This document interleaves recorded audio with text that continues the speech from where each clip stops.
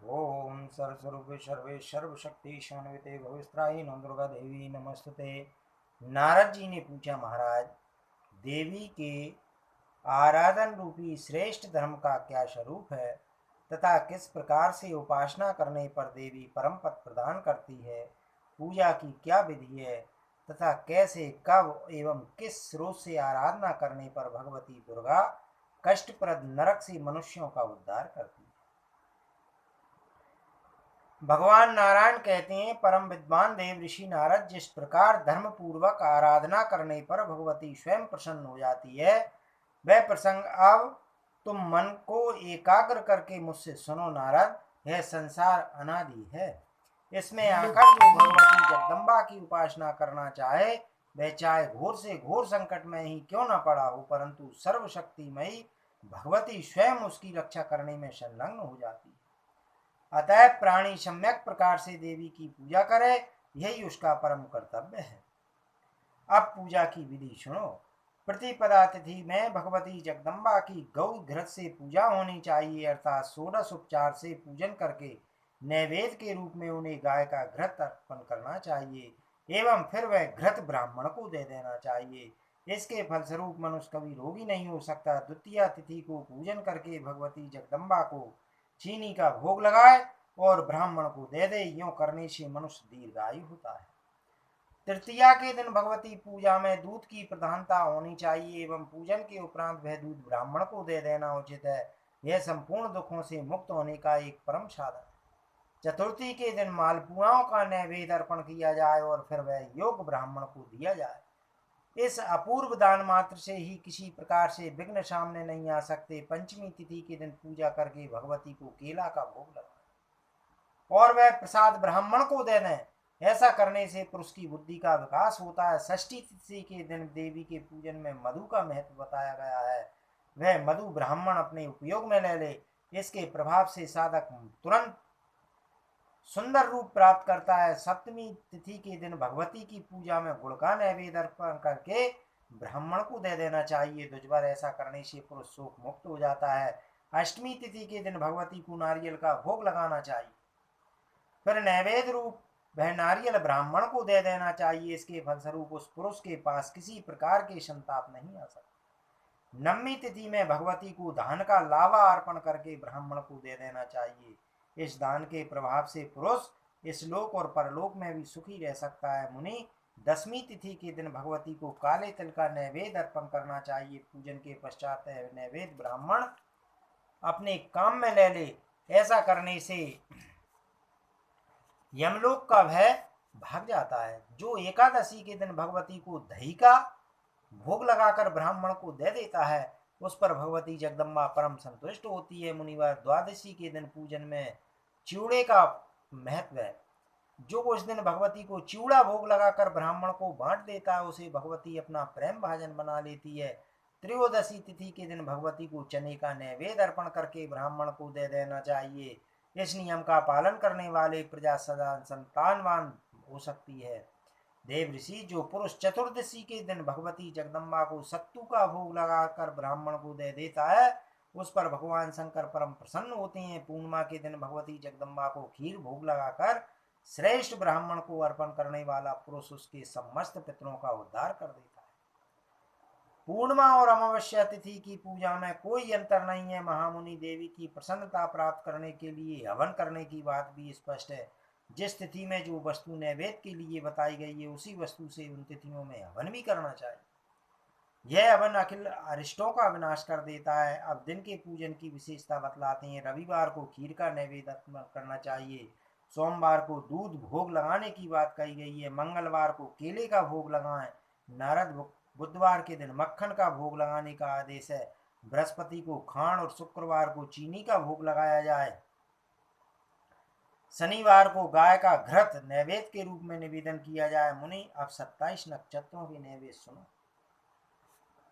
घृत, तिल, चीनी, दही, दूध, मलाई, लस्सी, लड्डू, तारफेनी, घृतमंड, कसार, पापड़, घेवर, पकौड़ी, कोकरस, घृत मिश्रित चने का चूर्ण, मधु, चूरमा, गुड़, चिवड़ा, दाख, खजूर, खारक, पुआ, चारक, मक्खन, मूंग के बेसन के लड्डू, और अनान नारद ये 27 वस्तुएं क्रमशः एक एक नक्षत्र में एक एक वस्तु का भगवती को भोग लगाना चाहिए। इसी को नक्षत्र नैवेद्य अर्थात नक्षत्र संबंधी नैवेद्य कहा गया है। नारद, अब विश्वकुंभ आदि योगों में नैवेद्य अर्पण करने की बात बताता हूँ। नियम अनुसार पदार्थों का भोग लगाने से भगवती जगदम्बा परम प्रसन्न होती है। ये पदार्थ हैं गुड़, मधु, घृत, दूध, दही, छाछ, पुआ, मक्खन, ककड़ी, कोहड़ा, लड्डू, कटहल, केला, जामुन, आम, तिल, संतरा, अनार, बेर का फल, आंवला, खीर, चिवड़ा, चना, नारियल, नींबू, कसार और चूरमा। ये नैवेद्य परम पवित्र हैं। भगवती को क्रमशः इनका अर्पण करना चाहिए। विश्वकुंभादि योगों में इन नैवेद्यों का विधान है। इस विषय पर विद्वान पुरुष निर्णय कर चुके हैं। मुनि, अब कर्ण संबंधी पृथक नैवेद्य अर्पण करने की बात कहता हूँ। कसार, मंडक, फैनी, मोदक, पापड़, लड्डू, घृतपूर, तिल, दही, घृत और मधु कर्णों के लिए ही पदार्थ निर्धारित हैं। भगवती को आदर पूर्वक इन्हीं वस्तुओं का नैवेद्य समर्पण करना चाहिए। मुनिवर नारद, अब भगवती जगदम्बा को प्रसन्न करने के लिए दूसरा परम साधन बतलाता हूँ, तुम उसे आदर पूर्वक सुनो। चैत्र मास के शुक्ल पक्ष में तृतीया के दिन महुआ के वृक्ष में भगवती की भावना करके उसकी पूजा करना था। नैवेद्य में 5 प्रकार के खाद्य पदार्थ उपस्थित करने चाहिए। इसी प्रकार 12 महीने के तृतीया तिथि के दिन पूजा का विधान है। विधि पूर्वक क्रमशः नैवेद्य अर्पण करें। नारद, वैशाख में गुड़ से बना हुआ पदार्थ भोग लगाना चाहिए। जेठ मास में भगवती के प्रसन्नार्थ मधु अर्पण करना चाहिए। आषाढ़ महुए के रस से बना हुआ पदार्थ भोग लगाएं। श्रावण में दही, भादों में चीनी, अश्वनी में खीर, कार्तिक में दूध, मार्गशीर्ष में फैनी, पूस में दधिकूर्च का, माघ में गाय का घृत और फाल्गुनी में नारियल भोग लगाने का विधान है। यूं 12 महीने में 12 प्रकार के नैवेद्यों से भगवती की क्रमशः पूजा करना चाहिए। मंगला, वैष्णवी, माया, कालराती, दुरत्या, महामाया, मातंगी, काली, कमलवासिनी, शिवा, सहस्त्रचरणा और सर्वमंगल स्वरूपणी इन नाम वाचक 12 पदों का उच्चारण करके महुए के वृक्ष में भगवती की भावना से पूजा करें। महुए के वृक्ष में देव देवेश्वरी भगवती जगदम्बा विराजती है तथा संपूर्ण कामनाओं की सिद्धि के लिए तथा व्रत समाप्ति के निमित्त पूजा के पश्चात देवी की स्तुति करें। कमल के समान नेत्रों से शोभा पाने वाली भगवती को नमस्कार है। भगवती माहेश्वरी, तुम महादेवी हो, जगद्धात्री हो तथा तुम्हारा विग्रह मंगलमय है। तुम्हें नमस्कार है। परम बुद्धिमती देवी, परमा पाप हंत्री, परमार्ग प्रदायिनी, परमेश्वरी, प्रजोत्पत्ति, पर ब्रह्म स्वरूपिणी, माधात्री, मंदोत्मत्ता, मानगम्या, महोन्नता, मनस्वनी, मुनिदेहया, मार्तंड सहचारिणी और जय लोकेश्वरी ये तुम्हारे नाम है। प्रलय कालीन मेघ की भांति तुम कांति धारण करती हो। देवताओं और दानवों ने महान मोह की निवृत्ति के लिए तुम्हारी आराधना की है। यमलोक को मिटाने वाली परमाराध्या भगवती जगदम्बे, तुम यम पूज्या, यमाग्रजा एवं यम निग्रह रूपा हो। तुम्हें बार बार नमस्कार है। भगवती सर्वेश्वरी, तुम स्वभावा, सर्वसंग विवर्जिता, संग नाशकरी, काम रूपा, कारुण्य विग्रहा, कंकाल क्रूरा, कामाक्षी, मीनाक्षी, मर्म भेदिनी, माधुर्य रूपशीला, मधुर स्वर पूजिता, महामंत्रवती, मंत्रगम्या, मंत्र प्रियंकरी, मनुष्यमान संगमा तथा मनखारी प्रियंकरी इन नामों से विख्यात हो देवी। पीपल, वट, नीम, आम, कैथ, बेर, कटहल, मदार, करील और महुआ आदि वृक्ष तुम्हारे ही रूप हैं। दुग्धपल्ली में निवास करने वाली देवी, तुम परम कृपालु एवं दया की भंडार हो।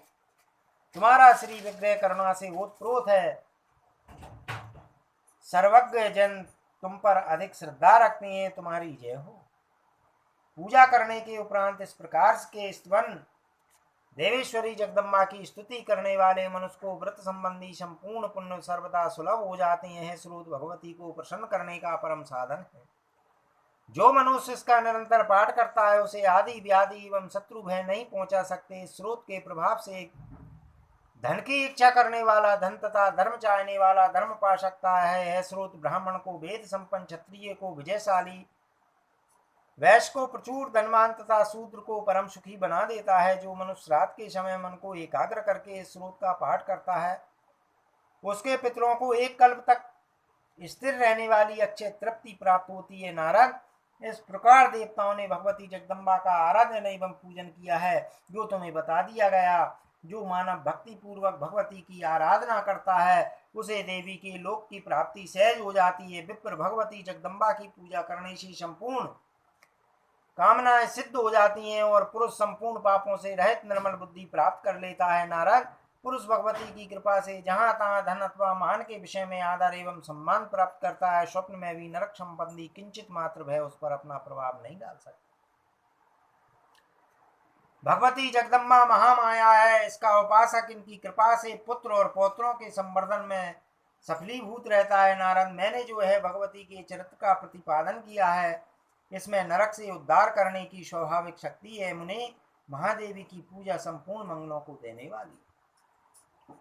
अब एक दूसरा प्रसंग सुनाता हूँ। इसका नाम प्रकृति पंचक है। यह प्रसंग नाम रूप और उत्पत्ति से अखिल जगत को आद्याहित करने वाला है। मुनि, है प्रकृति पंचक अद्भुत, अत्यंत एवं मुक्ति का परम साधन है। उदाहरण और महत्तम सहित इसका वर्णन करता हूँ, तुम सावधान होकर इसे सुनो।